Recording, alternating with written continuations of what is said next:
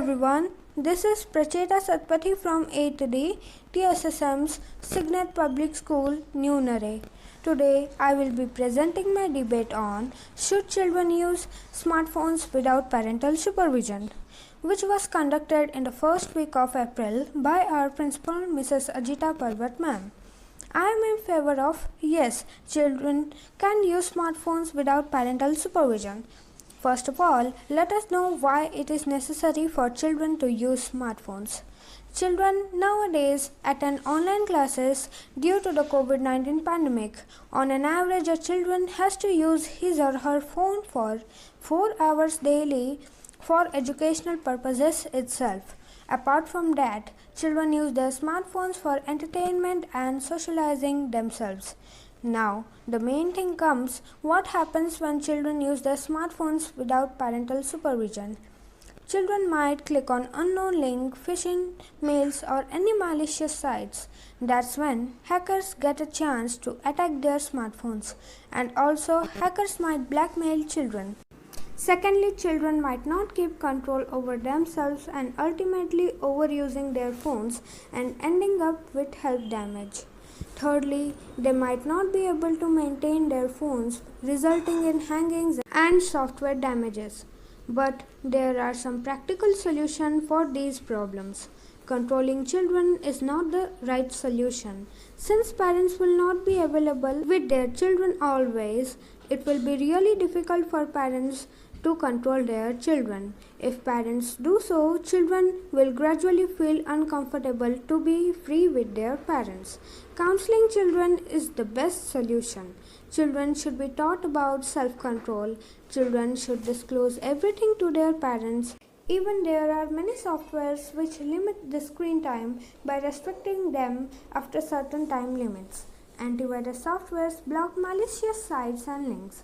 Moreover, there are many features in new phones for restricting certain links and websites. There should be proper interactions amongst children and parents. But still, it is very necessary to check surfing history periodically and convincing children that let yourself use the smartphone, but not the smartphone to use you. Thank you.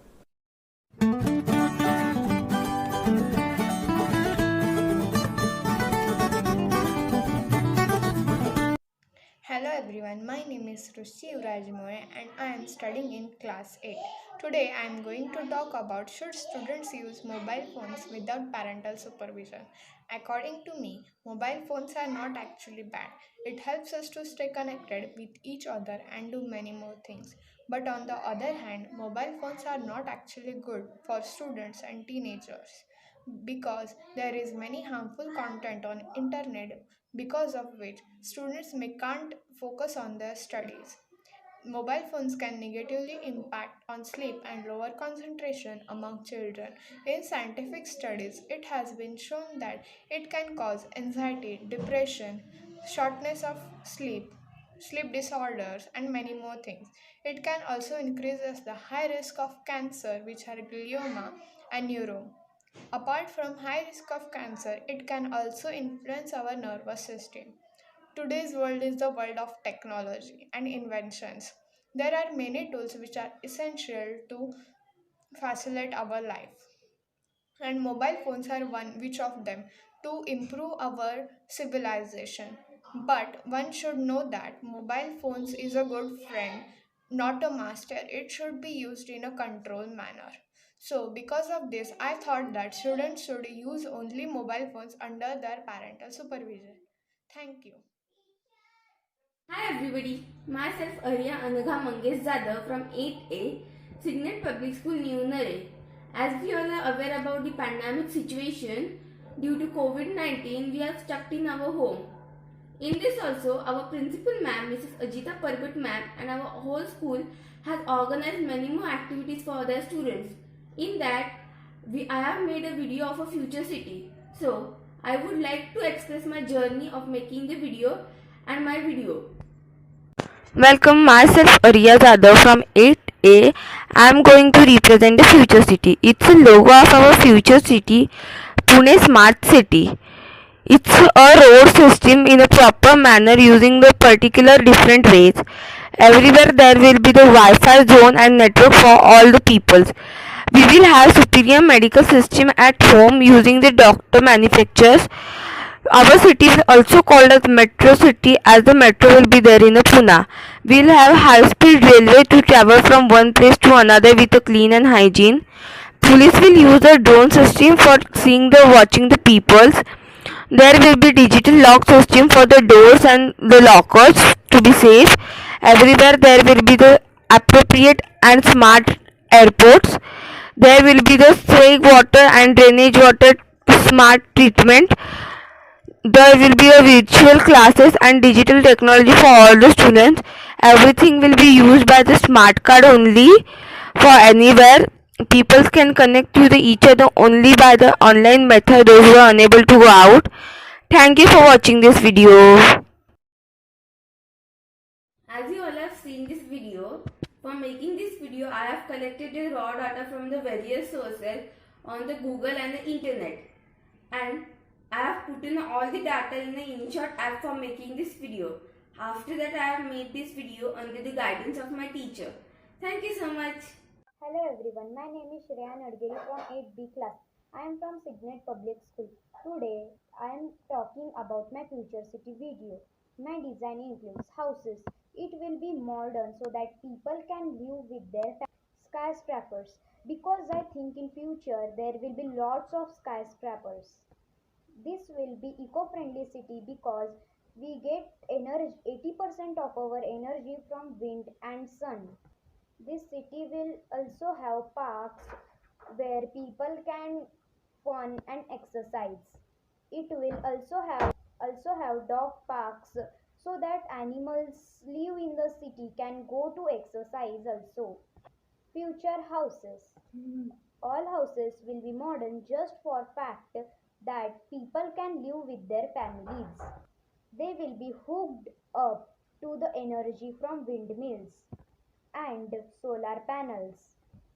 The skyscrapers. Skyscrapers will be quite tall. They will be used more for living and business. Skyscrapers are better idea than house because it take up less place and more space for other things. The airport will be more done as anything it will be motorized and run on nitrogen liquid. The airport will be modern but it still have trees so that it will be more eco-friendly to environment. The city will use rainwater that has been filtered by machines. Future vehicles. It will be time for real transport revolution. China's 2050 transports will have zero type line emission and be composed for mainly unmanned connected cars. And thank you. Is Amaya Abhijit Nam Joshi, Standard 7, Division C, from Signet Public School, New Nadi. National Heritage. India heritage has many countries ago. It used and brilliant. We have give importance to our culture and traditional.